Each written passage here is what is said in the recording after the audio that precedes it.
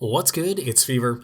Today I wanted to talk a little bit about Horizon Zero Dawn, and I know I'm a little bit late on this, the review window is over for this game, but I just recently finished it, I took my time with it, got my platinum trophy, the 100% completion, something that I haven't done in a game in forever, and it left such a positive impression that I wanted to talk about it. A quick heads up that this is just my thoughts on the game, it's not a full-fledged review, and so the footage in the background is not going to be representative of all of the dope shit in the game. I purposely pulled this from like a singular 30-minute gameplay chunk in an area that I recognized from pre-release footage in an effort to spoil as little as possible, because whether or not this is a review, I highly recommend anybody who does play this game.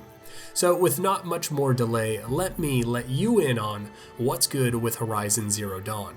Now, I know it's a bit of a cop-out to do a list-styled video, but there are really three main things Horizon does well that I want to stress.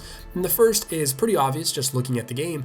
It's gorgeous. It's visually one of the best games on the PS4, and I know this is said a lot, but it just looks even better when you're actually playing it. But straight graphics aren't what I want to stress. It's not just that part of the superficial nature of the game, it's the overall presentation. So yes, graphics, but also its lighting system and weather and sound effects and background music and animation and voice acting. It is all just so well done. And that compliment is really twofold because yes, the game looks and feels like a high-budget AAA game, but the impressive thing is it's all just so well done. There are no real holes. It just seems common in larger games now that they stretch themselves thin in an effort to voice act everything. Minor characters' voice acting is like rough or rushed, and to help on performance, certain textures are incredibly garbage and low texture or placeholders, just like corner-cutting stuff. Forgetting about the fundamentals, and on top of the fact that doing something well is generally relative to the rest of the other games in the market, so it ends up kind of feeling like an arms race where games keep setting the bar higher and higher and higher, and you need to do things at least as good as the industry, otherwise they're just bad. But everything in this game is just done so well. It is all just above the bars that other games have set, and it makes the game feel whole, feel complete. And impressive to me was not only the lack of loading screens, but I didn't experience any bugs, and looking online it doesn't look like many other people experienced bugs either. Just through and through, the experience felt very solid. The second thing Horizon has going for it is a great deal of respect for the player's time and intelligence. In regards to time, the game doesn't pad its length with tons of busy work, which as an open world game you've probably come to expect by now. All of the stuff in the game exists seemingly for a purpose. It has a place, it has a purpose, and most importantly, it doesn't feel like a chore to do it. And sure, it does lean on a lot of open world standards, like it has points of interests and collectibles, but not only are those things fewer in number, but they generally aren't hidden to create hunting down 100 feathers as part of the gameplay. And a large majority of the stuff is found just by playing through the game and keeping an eye out in your immediate surroundings if that stuff interests you. And even things like the achievements aren't tied to anything that requires tedious cross-referencing maps online to the actual game, or rewards in-game that make you feel compelled to go off and do something that you don't want to do. And this really helps to maintain a certain pace, a certain momentum that other games feel lacking in. Nothing comes off as filler, and sometimes things are a little bit shorter than you're used to, but that's less of a reflection about it being short and more of a reflection of you wanting it to keep going. In other games, generally they do, but not at the same caliber of quality. In the aspect of respecting your intelligence, that is seen through the story itself. You piece together clues and tidbits from a ton of different game elements, and I'm not saying the game is incredibly highbrow, but it doesn't dumb itself down or the way that you uncover it. There are mature and nuanced themes found throughout the game, and while there is a very direct story that you do learn about, there's also this underpinned elaboration of events that you can uncover through various methods that allow you to flesh everything out. And the game does something that I love, where they give you enough supporting information to deduce stuff that happened or is happening or will be uncovered before it's actually spelled out to you. But what immediately stuck out to me is that yes, like I said, there are mature themes, there are also some social themes and social commentary, there are parallels to some very real stuff, but the game takes a subtle approach. It's common in games now that they try to go so blatant that they make a mockery or like a caricature of what they're trying to represent. So you see this in other games where, okay, they add a gay character, but for whatever reason, he feels compelled to tell you that he's gay the first time you talk to him. His interaction with you is defined by it, and he tasks you with finding his spouse house, and the stereotypes around being gay help build his appearance and his accents and his styles, etc. And it's just the game beating you over the head that, yeah, they're progressive. Horizon takes a much healthier and subtle approach where, sure, I pick up what they're putting down, but I don't feel like I'm being lectured to. I don't feel as if the appearance of something is a statement, and I find it much more effective, not only in what are probably the goals of the game by including certain things and narratives and thoughts, but also beneficial because it adds layers and depth, and it adds an additional dimension to stuff that usually become one-dimensional because it defines it wholly.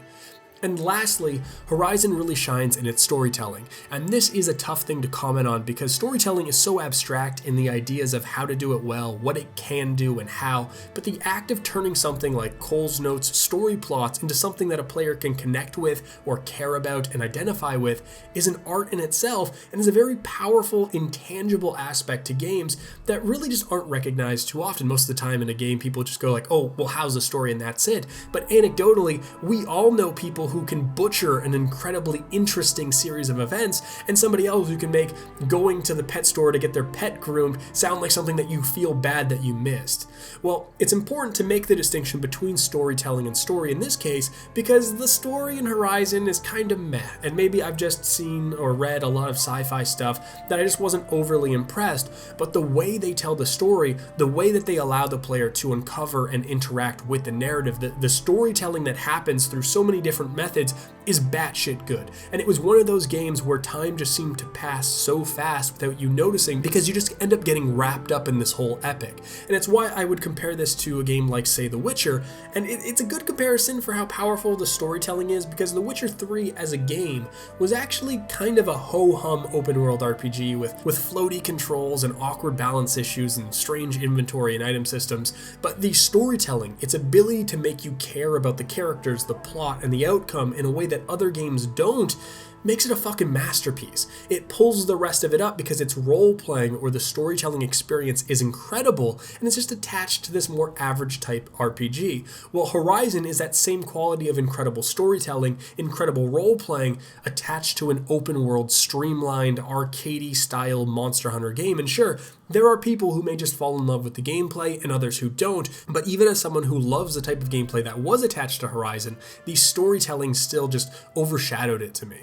And this is even more impressive because while I compare it to The Witcher 3, there are other games that, regardless of how good or bad their gameplay is, this storytelling shines through. The Last of Us, Uncharted, Red Dead Redemption, but if you look at the settings of games like that, fantasy or western, it's familiar. Players have already bought into it when they play it. They are already okay with the fact that there's going to be magic or zombies, and so they are accepting of the serious nature of the narrative. They're willing to give it a shot. Whereas if you look at the cover art or streams or screenshots of Horizon, before I even played it, my initial thought was, fucking rad, I'm gonna kill some robot dinosaurs. The appearance of like this tribal huntress with a bow and a wooden spear taking on these futuristic type robots feels very fantastical. There's almost this novelty aspect to it. The same way that I don't sit down to watch Sharknado thinking, oh, this is gonna be of Oscar caliber. People don't sit down and play Horizon and go, oh man, this is gonna be some serious shit.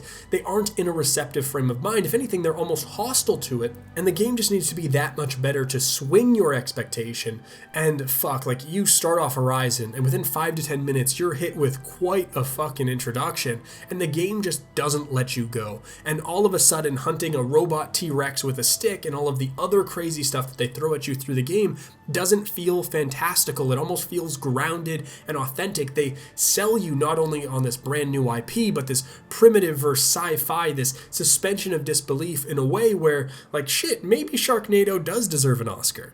All of these things really lend themselves to a sense of immersion, and that's a really tricky word to use. It sets you up in the best possible way to get absorbed by the game, and you'll see the common sentiment online of people feeling lost within the game, just like losing themselves in the game and just reigniting a love of gaming. And I don't think it's because of any one thing or even these three things, but of a more cohesive design structure throughout the entire game that might sound a little bit weird, but to entertain instead of detain. And I know that sounds harsher to games that aren't Horizon than it should, but Horizon has this almost unafraid quality that things finish, or you move on, or you're done with certain things, or they give things a singular moment to matter, and then just try to make each of those things as awesome as possible, and then don't care about them once they're done. So that when you're playing the game at any given point, it feels incredible. It's a rare game that, especially if you're a sucker for story, doesn't dick you around. Which winds up in this very curious reaction where people are saying like, man, give us more. I wish they padded it. Where is the New Games Plus? I need DLC, which is kind of a reverse, which is kind of the opposite of what people are saying about other games. Now, I wanted to avoid negatives, but I will say at the end here that the combat can be hit or miss. I briefly said that it's this kind of arcadey, streamlined Monster Hunter type game, and that's partially true. The problem is the mix of that and this type of open world gameplay with one-hit kills and stealth and very clumsy melee mechanics, because it's wrestling with this cinematic nature to combat, which makes it look and feel incredible, but control-wise can be very frustrating and very simplistic, which has its pros and cons.